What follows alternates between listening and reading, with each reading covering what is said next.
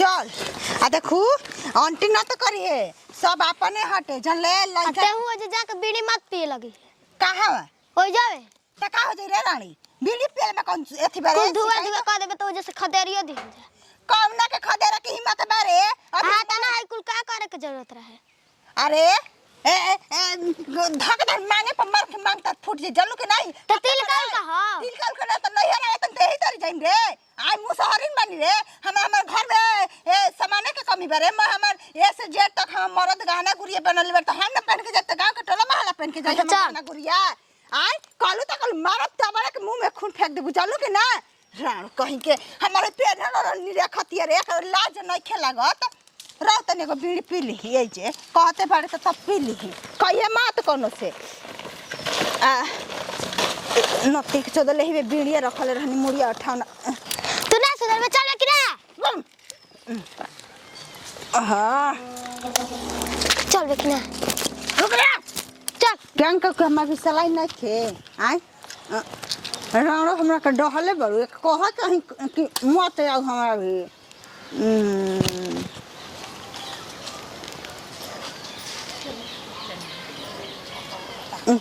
कने कोना के मुंह देख कोनी ही रे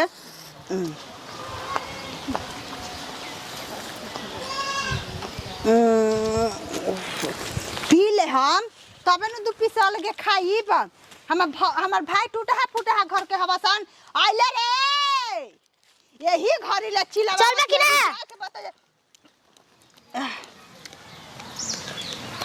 रहू रे रहू बैठ फिर सलाई ले सलाइया ले रहनी बेलौजवा में जले कहनी के छूट पुट जाई लइकन फैकन के घर बाते त का करबे बताऊ ना दियो हम का कहब के हमरा के बीड़ी पिए के बाद द जल्दी आई रहो पिए के चलते बनी लगले अब ना सुधरब तू और ले पी ले हट हम ना पिया पी ले रे रानी पी लेबे त मुंड बन जाई तब न तो पीसे अधिक के खबे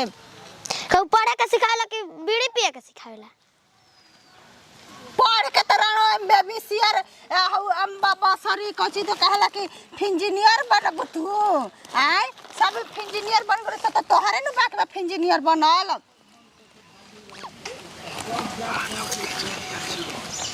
चल चल अरे बाप रे बाप चल देख ये कहाला कि गांव घर के देख हम पहले के जमाना में नु बड़ घर के बेटी रहनी जले हमर बाबू कुछ के कमी ना कइले रहलन मैं हमर बाबू नु हौ कोची कहला रे टूलर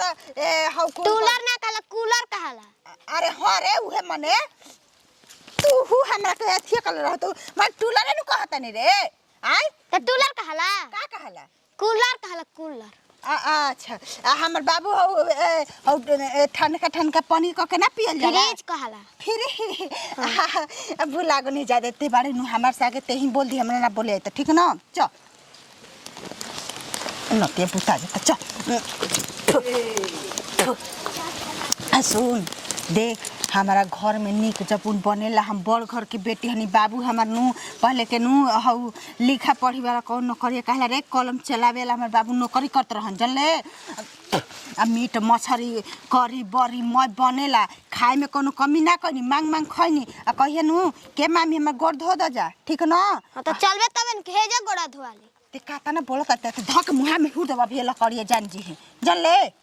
चल चुपचाप बोलती ए जे कहत न धीरे धीरे बोल मार बेटा के चाय बोलती सास हड़ी हमरे माई सास बनल बाड़ी बेटा के हमरा को बियाह देले बेटा इतना राई मानी ना जे होय अभी कहते कि हमरा के रस भरी किन आय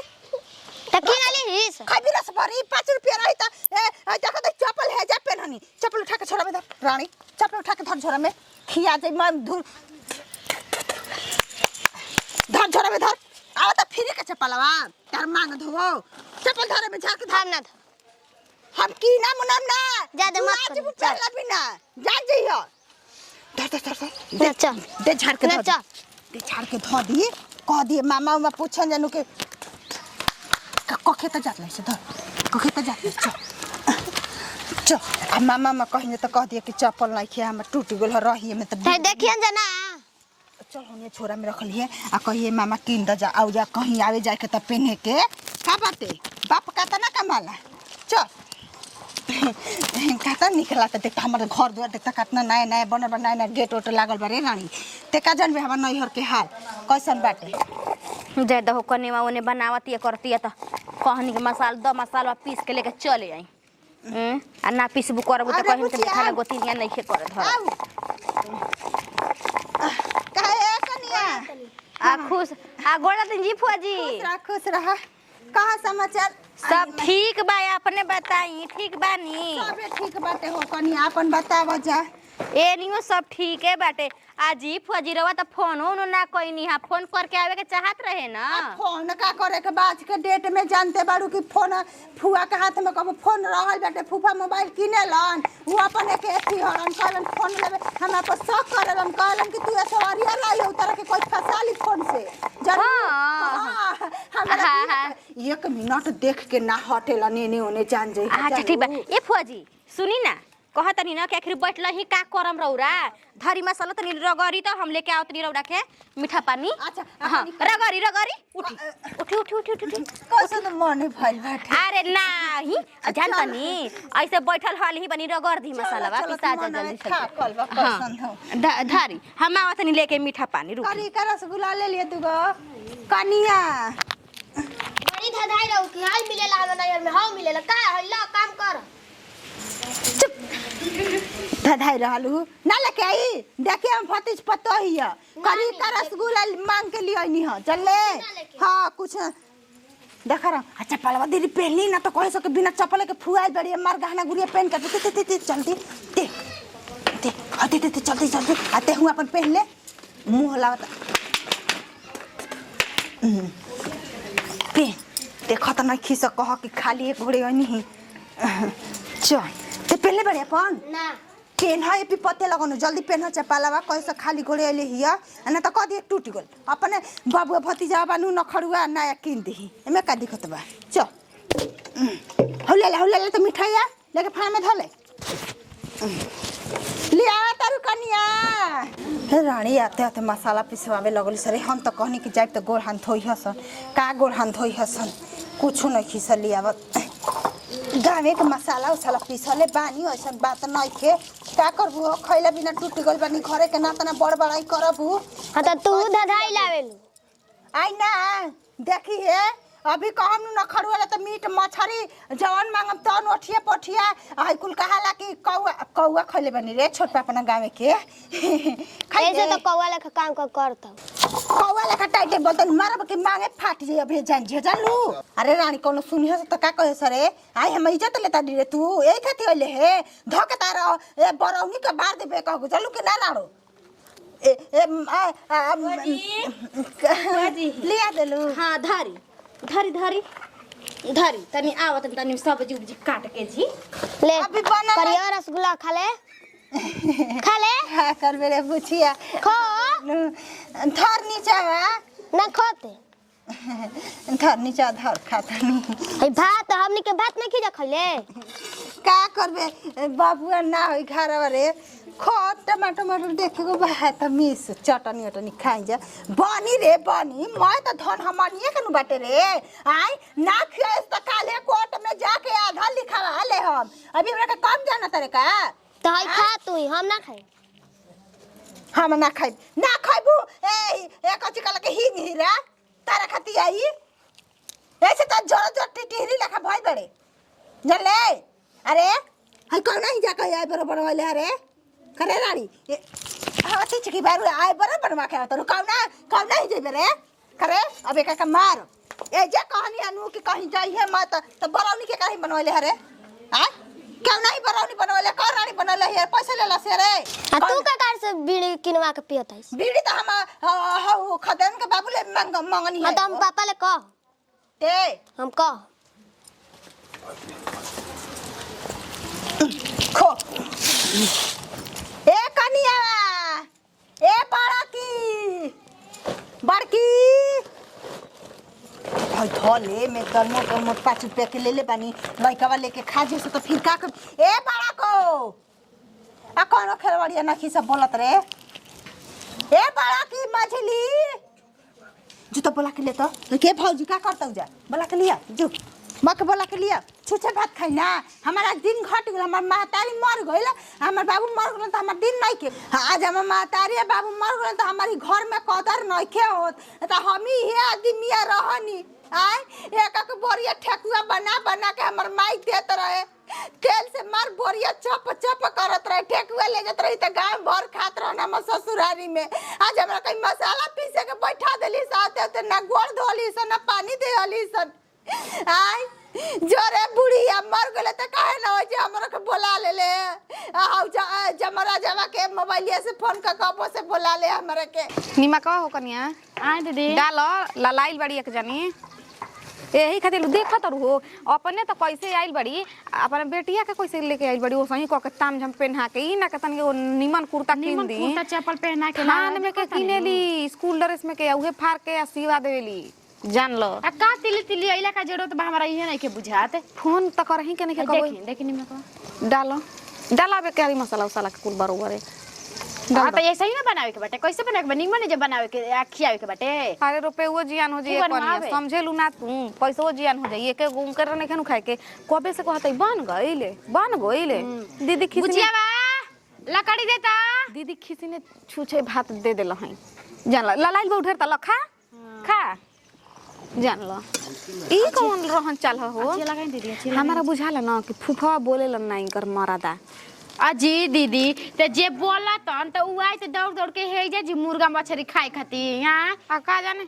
4 दिन पर 5 दिन पर पनीर ह तले का कनिया सुना बनावे कनिया तेल मत लगाइयो सांझी के ठीक ना तेल लगाई उ करे के तेल मत लगाई ह मुंह हमारा से हमर गोड़ हाथ दुखत हम तेल लगावे जतनी अपन हमर दिमाग नहीं खे हां भइल बड़ी आदमी 2 दिन खातिर जे आवेला ओकरा के आदमी मानजन करला के जे 2 दिन पर 6 महीना खातिर आवेला ओकरा के मानजन नहीं करेला अरे आवन मानजन कर के 6 महीना पर साल भर के ना हमर फुआ जी आइल बानी उनकर लइके आइल बे तनी मानजन लोग करा आवत लगता कि सांझे ना बियाने हो जता है बस एजिए आके डेरा जमा जतनी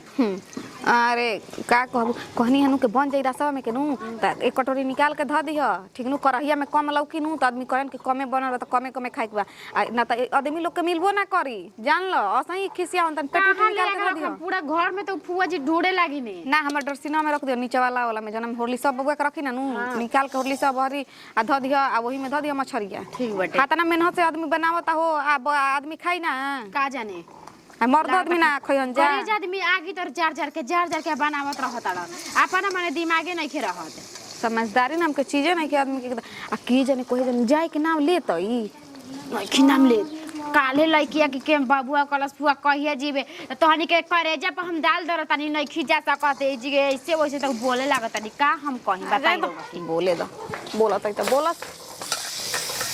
हमारा त हम त जरी पंजरा बैठते नहीं खी के एक गो उड़ी खुड़ी के कने आएगो लुगा दे तू कने आएगो हई कर तू ए सब जरी भीरी बैठते नहीं ई रहो जानता नहीं कि लोग कागला का चूल्हा पर के खाना कहेला बनावे खातिर तू कहत ना चूल्हा पर हम खाना ना खाए हमरा का गैस पर बना के हमरा दे बताई त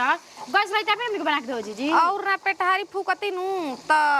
करिए ना रहती आ लइके करिए क रखले रहती वो जानते नहीं कि तो ना खे खर ले खराली अब त जानता उ निमन निमन लुगा पहन के आवे लागल ना त पहिले जान बुझ के पेवन साट कहन के दीहन स अब वो सब ना देम जानू त आदत ऐसा धीरे धीरे छूट जाई वो सब सोच ली जा के इनका के बोलावेला हो अब आवेली त भगावलो ना सब लगा टोला महला का कही नाचे लगली नु हरिया जाके ये दादा दीदी कहते न टोला में हाला भइल बना केकर फुगवा दौड़ दौड़ के 4 दिन पर 5 दिन पर 2 दिन पे आवत रही ई बतिया देखेलू जेकरा घर ढेर मान होला ओकरे घरे हमनिए घर रहली ना त बड़का पापा के यहाँ आ चाचा के यहाँ जाली कब ये बोलबे ना करे त कहां से कुछ होई देखिए के किली लगावेली सन तब बड़ाई हनिए के कइले रहेली ये नु जान ल कहनी हनु कि मसाला पिसा गइले ए दीदी मसाला पिसा गइल पिसाई तब हाली हाली भुजाई हो गइल बाजी झट दे बनिया झट दे निकाल के अलगे ध दिह देख ए कनिया हां कनिया के सुखाल का खइबू त खा ला दुगो बाक दीदी हम ना खाइम जानत मुंह में ना ढुकेला हम खालाने हमर लइका फेका ना खइले से हमरा ठीक लागी हमार तो सुखल निके ना लागेला जानते वो रास्ता में हम खाई ना फूल जाला त तनी बड़े बड़े हो जाला फूल के त ठीक लागेला अरे वो आज मुड़ा खाइम आज मुड़ा अरे उहे नु कहतनी कि खूब चटोरिन है कहबू का हई वाला पीस हम खाइम न से करेजी पथरी लइकन खातिर बनैला पानी के निकाल के खा जियन भुजते खनी जाना तनी सब जाना तनी रोटी न पकई ह छो द भाते क द बात बोल बनता द तन खाई अभी नहीं खे बनत बुची और का देता रही ओमे नून नहीं खे डालल डालल बता अभी नीमक ना के अरे हिस्सा पर गिन के हम नीमक बिना नीमक के खा लेंगे दा दा ओहे माई दा ओनिए रुपी अरे दा अरे कल का हो धक धक दे खींचना पड़ेनी अरे अरे ओही माई तोरो तो हाथा में बुझा तक छेदे नहीं खे एकदम से तो हम का कर जी देखत ना के झागा झुगड़ी का आई का तना चाबाकिन भी है ये अब को भी जमाना करते कि रखे ना लेके लेके बस पट में लेके चल गई लड़की माया का चलते तो लगता कि यो कर रहा के सिन बन के घर में बिबाड़ी धर न धक छोटवा आका बार दी छोड़ दी है अब खा दी झगड़ा करम घर में आ देखो तनी कि 4 दिन से आके सही डेरा जमैले बड़ी लागत कि इनकर घर दुआर ह लिखा पड़ी के अपने नामे क लेले बड़ी करेजा पर दाल धरे आइल बड़ी कह तनी कि जा तनी आए सेट सब कर के दे देले बानी सरिया देले बड़ू फुल हो। हां जी देखी सब एहे में दे देले बानी नु। हां फुल पैटो बा करी कुर्तो को जींस दे देले बानी या ब्लू को दे देले बानी बढ़िया से नहा धोआ कोने अपन पहन ले मीना के बियाह शादी में जाला नु तो ऐसे ही रहेलन तो कितना आदमी हमरा खराब लागेला। तू जाते नहीं खू हवा तो हम जैसे बुझाई वैसा कहां बा जिगरा बा घर में बाप बबुआ जिगर बबुआ पापा बोलाओ तन रे आवा ई भर दिन एगो लेले रहताड़ा स मोबाइल वही में बाजर का करम लइकन फेकन के ओही में मन लागेला। हमरा जाए के आवे में 5 दिन टाइम लागी 5 दिन चलावे के घर परिवार पैसा बानो हम सब देख लेम आ नाहियो रही त आदमी उठू ना 2 दिन में महटिया है ना चटके मटक महटी आवे के का बा उतना हम पैसा दे के ना जाइब। आ ई बताई कि ओ जगह जा तनी मामा जी कहले रही 10,000 रुपया हुआ के तो अभी तो 8,000 नु दियल बा 2,000 तो दियले नहीं के त का को हम जी कह ही देब कि पाड़ी बेचाई अगला महीना में तो दे देब अब ना भइल तो का कहल जाई। चली ठीक एगो नया खुश खबरी सुनला हई का का त बुचन घरे आइल बड़ी उ चिंता बुची आइल बड़ी आ हां नंदी उनकर हां उनकर भौजाई त मर गइल बाड़ी आ उ घर में कहता उ बसले बाइसन पूरा गली में मचहल भइल बा राते कहता खाना खाए खाती अपने खा लेलिसन आ 2 रोटी बचल नु त अलमीरा में लुकवा देलिसन उनका खाती जानी। अब ओहनी के घर में उ बाजा ना बाजी हुड़ू जल्लू नु आ बिलाई मैया मुस्की मरी है मुस जई है घुड़ू। अब देखो ओहनी के घर में कौन कौन ड्रामा लागत है जब आवे ले नु बिरदंग बना के रखी देली सब ऐसा हो कनी के ना करे के चाहिए जी तो लड़कियों का तो धन रहता एगो लड़किया हो जाते सन पराया दूसरा घर बियाह शादी हो जाता एकरा मतलब ही ना नु कि अरे आवत तड़ी से भर खई है ना फिर जई हनी है नु नया नया ई मौसी नु आवताड़ी स पहिले लोग कहत रहन कि माई आवतई स माई ना ई मौसी आवतई स ई सब कोई के चाहतई स दाबी के अरे 2 दिन रहल लड़की चली जाई आ कहता हिती को अपन पिलुआ भल लड़की लेके आइल बड़ी ओ करे को उद बसले बैसन कहे लागल कल जिगरवा कहत ना ये मम्मी उनका घरे आइल बइनु दादी रोवत रही बैठ के दुआरी पर। अब जानते बानी कि हेते को घर दुआर बा हमरा धोही पोछे में सब उठू टाइम पास हो जाता हम भेटो करे ना जाए तो तू मत बोली हनी तो हमनी से झगड़ा हो जी तहरा के कुछ बोली लो आ नेरी उठा के पटक देब कि मर जइले दौरे पे हमरा के कोई बोल दिए रो छोड़ दे इतना तो हमरा उतु बाकी रो चल जी बीच में मत बोली हो देखी जेने गलती होला त आदमी बोलिए त मेरा बेटी के आदमी त ऐसे है ना दुख हमरा सहल जाला आ होते जी के बेटी नु बजी माई मर गइले गांव टोला में कोनो मेहरानू बुजरी नइखी सन बोलत ई तो सही कहता रे जेकर माई मरी जाले नु ओकरा के केहू ना कर दुनिया में कोई नहीं कहे भाई भतीजा तो ऐसे भौजाई कोई के ना हवन आ भाई जगहरी माई बिया त घरी बिया नइकी माई नहीं खेल त घरी बावसन आ जब नइकी माई आवत ऐसन त भाई में हर मौगा भाई हो जाता ससुरा चिन्ह ताड़ सही देखता छोटका के ये पटना में फ्लैट लेके रहताड़ी अब इनकर लइका पढ़ता पटना हमार लइका पढ़ता गांव में आ ओकरा के पढ़ावे खातिर साला हम ना पढ़नी वही घरी ले काम करे लगनी अब रउआ बुझाता नु कि भाई भाई में कितना फर्क होला उती घरी जब बियाह शादी हमार भइल तब रउआ के कहत रही कि देखी जी अभियो से रउआ हाथ होत मोड़ी भाई भाई में इतना प्यार मत रखी रखी मगर आपन 2 पैसा बचा के रखम त आज न त काल हमार बुढ़प्पो में काम करी बताई हैं ई तो सही कहत रहू ते ये से मरद के तनी से मेहरानुओं के बात लेके चले के चाहिए ना तो ना लेके चलला पनु हर के जगह ठोकर आदमी खाला बाकी जाए तो गौर बेबी बा कमाता तो का हमर भाई है सुफारी से कुर्ता उतरा पे पैटवा पहन के उठो कुर्ता बा टांग देले बनी रे गनिया पर ना ना हम जा तनी पहिन ले तनी प्रेस कर देले बनी हम जे चली जूता बाटे मोजा लेके आवतानी। ठीक बा, जूता मोजा लेके आवो, ठीक नु? ठीक बाटे। आ जिगरवा के देखियो अंती मत करे, आ ओहनी के घर ओरे मत जाओ, ठीक नहीं तो इहो सीखी लड़ाई। करब कतो नहीं यहाँ के समझा के देनी लइका माने वाला भाई घूमबे करी। हां आज हम जाए कोई जोना त कैसे उनका घरे देखे खातिर कि चिंता बुच्ची आइल बई त कैसन बाटे रातही के विचार समाचार ठीक बैसन कि ना। चल चल का करबे जीव के जरले आज के बाद एखनी के दुआरी पर लात ना डालल जे। अब तन मामी से मामी है गोल लगले मामी हड़े खुश बोला तनी भौजी खुश रही रउआ त आइल बानी सुन ल हनी आवा ना बैठा भौजी आवा नहीं ना रउआ हमरा के घरे आ का कहिए भौजी जीव के जरल एकदम न बुझातन भौजी के लाग मन नहीं करते जे हमरा रहे के। अब पहले बाड़ा ए जे रहनी अब की हली अनिया त तनी से ना हमारी इज्जत भाव कैली ही सब जान जई हके का हो बुची जी आवते अनिया ना रे बुचिया करे के मसाला पिसवा। हाँ जान जानी हाँ कि घर में हैसे हैसे तो हो ताटे मगर का कर माई मरली नैहर उजड़ गइल। आजकल के इहे गांव के रीति रिवाज हमन के हो गइल बाटे जन्नी जे बाटे अपन अपन आदमी चिन्ह ताटे। माई मर गइली अब रउरे जी के बा इहे नु घरवा के जानत ऐसन हम सुननी हां बुची जी। ए भौजी तनी खाए के मंगनी त छूछे भात पतल में लिया के देली हस खाए के एकदम जियारा कुम के गला। अब बतावा हमारी घरा में हक नइखे हो आय आज हम चल जाई थाना पुलिस क दी त थाना पुलिस हमरा के आज लिखवा दी आधावा आय काहे हमरो के त माई हमरो त माई जन्मले ही न बिया आय हमका दूसरा कोखिया से आइल बनी भौजी तो लड़े लागम अब मांगे लगब तो कहे सके फुआ आई के तरी करते का हमें में गलती कइले बानी आय पूछो ना रउआ के मुंह पर कोई नहीं सकत मगर जन्नी बुची जी गांव घर सब कोई ओकनी के थूकत ताटे कि माई मर गइली थूकबे करी हमार जे जिया कुकाई उनका रही तरी लहसुन लेखा जिया रे कुकी यही तरी सुखाई तब कहीं हमार सारा परेला भौजी चाहे कुछ कहू तू हमर बात मान चाहे मत मान भौजी हमार सारा पे एकदम परेला है ना परे बिल्कुल वो ननद के तारी पर भगनी आइल बड़ी ओकनी के तारी माने के ए जकन वासरा बारे भौजी अब कहूं जाए के बा हमरा ही तई न तई लेके मैं एगो दूगो कास लुगा दे देते